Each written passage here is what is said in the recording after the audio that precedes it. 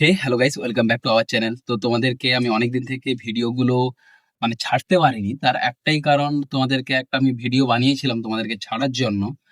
তো সেখানে আমি সেটাও পোস্ট করতে পারিনি, কারণ এডিটটাও তো দরকার হয় ভাই। যেটুকুই করি না কেন আমি সেইটুকু সময়টাও পাইনি। আমি একটা বিয়ে বাড়িতে গেছিলাম, ঠিক আছে? আমি ওখানে ভেবেছিলাম যে ওখানে এডিট ফেডিট করে ছাড়তে পারবো, কিন্তু এতটাই ওখানে সিচুয়েশন খারাপ হয়ে যায় যে ওখানে গিয়ে আমার জ্বর আসে। আর যেমন তেমন নয়, 102, ঠিক আছে? তো ঠিকঠাক করে আমি খাওয়া-দাওয়া করতে পারছিলাম না অনেকদিন ধরেই। আর বাড়ি চলে এসেছি প্রায় ২ দিন হলো। তাও আমি এতটাই অসুস্থ ছিলাম যে আমি বিছানা ছেড়ে উঠতেই পারছিলাম না। আর যেখানে আমি শুয়েছিলাম জিনিসটা বিছানায়, তো সেই জায়গাটাতে পুরোটা ঔষধ, ওই ঔষধটা নেওয়ার পরে পুরো বিছানাটাই ভিজে যাচ্ছিল। এমন একটা কন্ডিশন হয়ে গেছিল। তারপর এখন মোটামুটি সুস্থ আছি, ঠিক আছে? কিন্তু তাও মাথাটা এখনো ধরে আছে।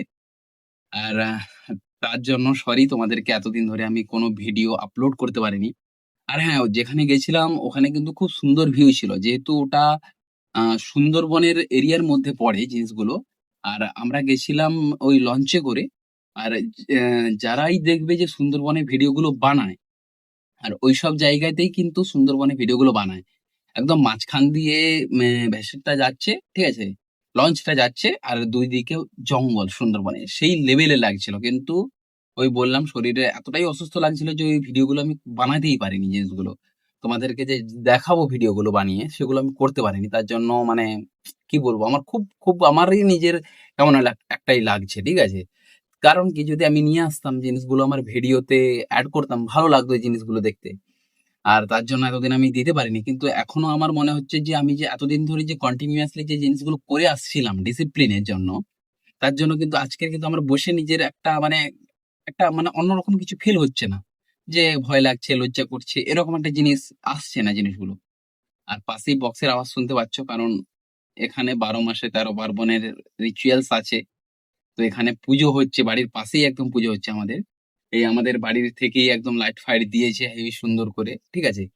এবার ওইগুলো পুজো হচ্ছে এখন। এইজন্য একটু সাউন্ড শুনতে পাওয়া যাবে হয়তো। কিন্তু আমি আশা করব যে আমি যে এডিট করি যেখান থেকে, ওখানে এডিট করলে আমার সাউন্ড গুলোকে একদম ক্লিয়ার করে দেবে। শুধু আমার ভয়েসটাই শোনা যাবে তোমাদের কাছে, ঠিক আছে?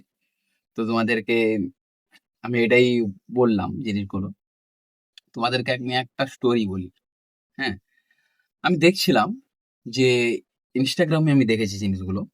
আর কোনো জায়গায় আমি সাধারণত দেখে থাকি, ঠিক আছে? তো এখন তো চারিদিকে যেহেতু বিয়ে হচ্ছে, বিয়ের টপিকটাই নিয়ে আমি হালকা করে বলি যে দেখো, যাদের গার্লফ্রেন্ড আছে ঠিক আছে বস, হ্যাঁ? গার্লফ্রেন্ড আরেক জিনিস হয়, বউ আলাদা জিনিস হয়, তাই না? তো আমি যে এই যে বলছি টপিকটা নিয়ে, এটা কিন্তু আমার হেডিং এ থাকবে না, ঠিক আছে? কারণ যে দেখবে ভিডিওটা সে বুঝতে পারবে।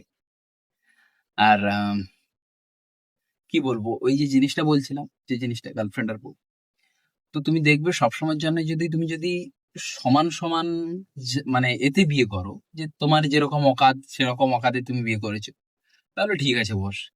যদি অকাতে যদি ফারাক হয়ে যায়, ছেলের যদি উপরেও হয়ে যাও তাও ঠিক আছে। মেয়েদের যদি কোনো ভাবে লেভেল উপরে হয়ে যায়, তাদের ভাই অ্যাটিটিউড আলাদা লেভেলেরই হয়।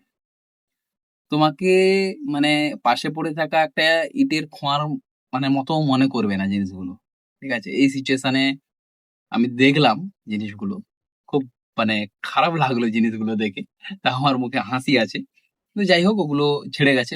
এটা আমি এইটুকুই বলবো, কারণ এর থেকে বেশি কিছু আমার বলার তেমন কোনো নেই, কি বলবো, আর কিছুই নেই। ঠিক আছে? তো এর আগে অনেকগুলোই আমি ভূতের অনেক কিছুই গল্পগুলো বলেছি। ঠিক আছে? তো সেগুলো কন্টিনিউয়াসলি আর করব না। কারণ আর কিছুই নেই। তেমন কিছু বলার তোমাদেরকে। আর তোমাদেরকে আমি একটা ভালো স্টোরি শোনাবো। আর সেই স্টোরিটা যদি তোমাদের ভালো লেগে থাকে, অবশ্যই like, share and subscribe, comment অবশ্যই করতেই পারো। হ্যাঁ না? তো এটাতে কোনো অসুবিধে নেই যে এটার জন্য কোনো চার্জেস পে করতে হয় বা এরকম কিছুই দেয়নি। ঠিক আছে?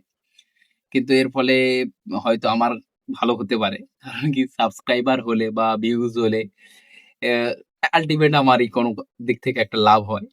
যারা বানায় তাদের কোনো একটা না কোনো একটা লাভ হয় জিনিসগুলোকে নিয়ে। তো সেই জিনিসটা খুব মানে কি বলবো, ম্যাটার করে যে তোমরা যদি সাবস্ক্রাইব করে থাকো। আর আজকের শুধু এইসবই কথা বললাম তোমাদের কাছে। আর যাওয়ার আগে একটা ছোট্ট করে তোমাদেরকে আমি গল্প শোনাবো। সেই গল্পটা ভালো লাগবে তোমাদের আশা করছি। ঠিক আছে? তো প্রায় ২ বছর আগে আমি যখন একটা জায়গায় কাজ করছিলাম। ঠিক আছে? কাজ করছিলাম বলতে কি, ভোডাফোন কোম্পানি তোমরা সবাই শুনেছ। নেটওয়ার্ক যে ভোডাফোন হয় সিম, ওই সিমেতে আমি কাজ করতাম। ঠিক আছে? তো তখন ২ বছর আগে সিচুয়েশনটা তোমরা বুঝতে পারছো কেমন সিচুয়েশন ছিল। সেই সময় আমি আসছিলাম, রাত প্রায় বেজে গেছিল ১০টা। ঠিক আছে? আর তখন বেরিয়েছিলাম পুরো একটা শুনশান এরিয়া থেকে। মানে যে এরিয়াতে প্রায় ২ কিলোমিটারের উপরে কোনো ঘরবাড়ি কিছুই নেই। ঠিক আছে? আর ওইসব জায়গা না, জ্যোৎস্নার যে মানে চাঁদের যে আলোটা পড়ে, ওর ফলে রাস্তার ২ সাইডে গাছ আছে। আর ওই গাছগুলো কিন্তু খুব সুন্দর দেখতে লাগে ওই সময়টা। ঠিক আছে? কারণ কি ওর যে একটা যে কি বলবো রিফ্লেক্ট নয়, জিনিসটার যে একটা যে ছায়া মানে ছায়া যে পড়ে জিনিসটা, ওই জিনিসটার জন্য। ঠিক আছে? তো আমি এবার সাইকেল চালিয়ে আসছি। ঠিক আছে? একা কিন্তু রাস্তায় কেউ নেই আর।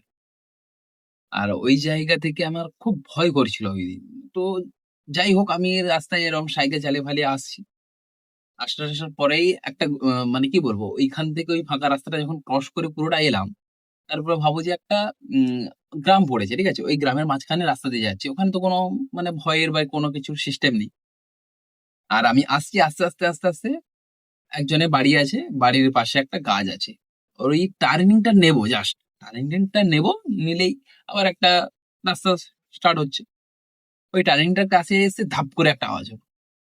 তখন আমার খুব মানে একটা ডাউট হলো সত্যি, যে ধাপ করে আওয়াজ হলো কেন? তারপরে আমি চলে এলাম ইগনোর করে দিয়ে। তো ইগনোর-ফিগনোর করে দিয়ে যখন চলে এলাম, তার পরের দিনই ওর পাশে একটা জায়গা আছে, ওখানে বাজার হয়। ওই জায়গা থেকে আসতে হয়। ঠিক আছে? তো যখন দুপুরবেলা আমি যাচ্ছি, দুপুরবেলা না বিকেলের টাইমে যখন যাচ্ছিলাম ওই জায়গাতে এদের জন্য, কাজের জন্য। তো গিয়ে যখন দেখলাম যে ওখানে একটা গাছ আছে, গাছটা হচ্ছে চালতা গাছ, অনেকেই চেনে। তো সেই সময় চালতাগুলো পেকে গেছিল আর ইঁদুরে কেটে ফেলছিল ওখানে। এই জন্য আওয়াজটা হচ্ছিল। তারপরের দিন গিয়ে একদম স্যাটিসফাইড হয়ে গেলাম যে ভাই কোনো ভূতের-টুতের কোনো চব্য নেই ওই জায়গাতে। ওই জায়গাতে এরকম হয় জিনিসগুলো। ঠিক আছে? আর তোমাদেরকে আমি এর নেক্সট যে ভিডিওটা আসবে, আমি ছোটবেলা নিয়ে কিছু তোমাদের কাহিনী বলবো, গল্প বলবো। আর ওই কাহিনী গল্পগুলো তোমাদের হয়তো শুনতে ভালো লাগবে, আশা করছি। আজকের মতো এই পর্যন্তই। দেখা হচ্ছে তোমাদের সঙ্গে নেক্সট ভিডিওতে। Tata, bye, by.